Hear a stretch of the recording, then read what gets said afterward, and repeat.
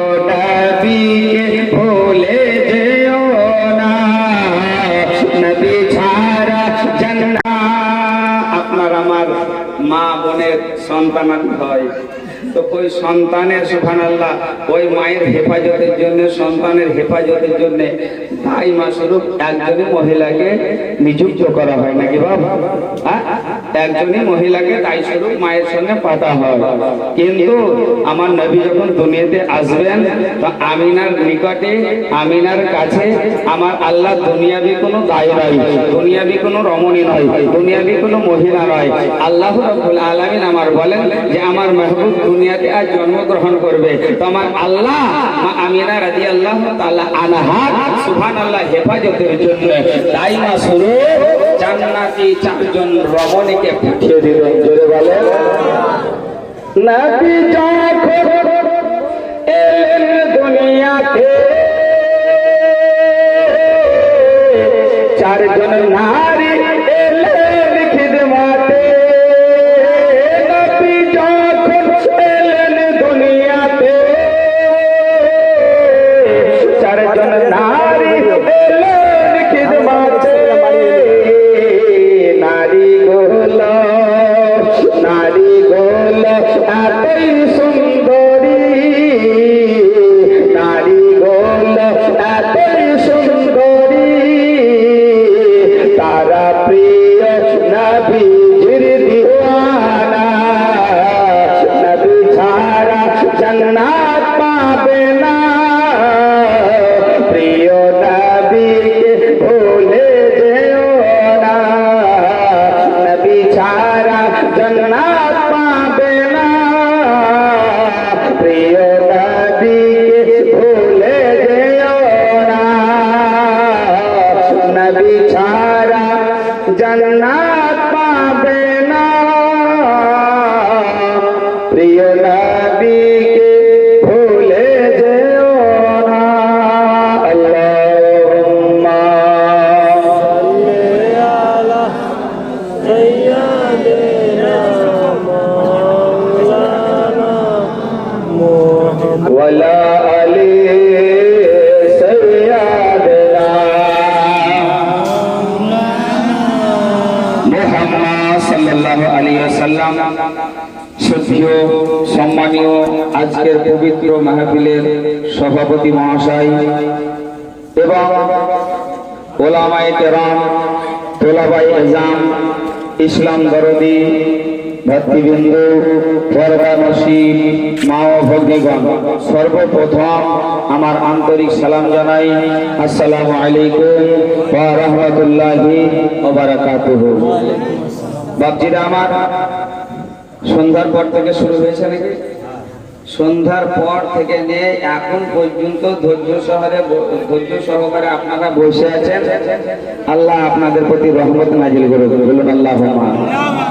কারণ এই যে সন্ধ্যার পর থেকে নিয়ে রাত সুবহানাল্লাহ দেখেন 10:30, মানে ঘুম আরাম টারাম সবই আপনার আমার লস নাকি? শোনেন, লস মনে করবেন না, আমি বললাম বলে আপনারাও বলবেন না, কারণ এখানে বসে আছেন লাভে লাভ। জোরে বলেন।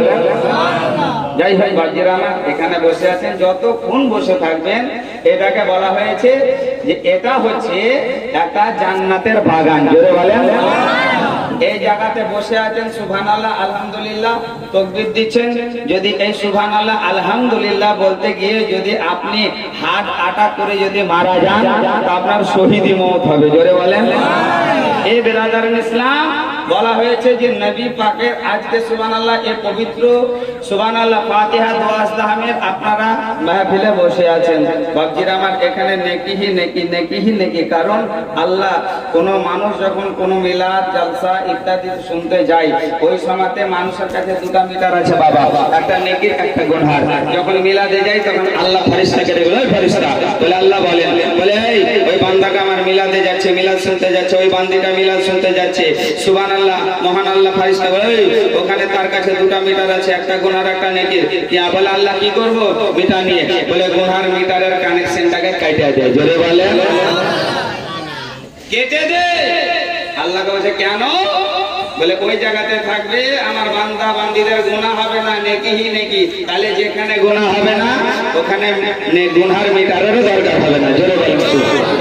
তো বাপজিরা আমার যতক্ষণ বসে থাকবেন নেকিহি নেকি। যাই হোক ব্রাদার ইসলাম, তো সন্ধ্যার পর থেকে নিয়ে আপনারা ধৈর্য সহকারে অনেক বক্তব্য শুনলেন, যোগ্য অভিজ্ঞ আপনারা সুবহানাল্লাহ ইমাম রেখেছেন হযরতুল আল্লামা মাওলানা সুবহানাল্লাহ ইসহাক সাহেব সুবহানাল্লাহ। ইনি যথেষ্ট আপনাদেরকে বলেছেন, এই ব্রাদার ইসলাম বুঝিয়েছেন, আর আল্লাহ পাক ওনাকে বোঝারও শক্তি দিয়েছে।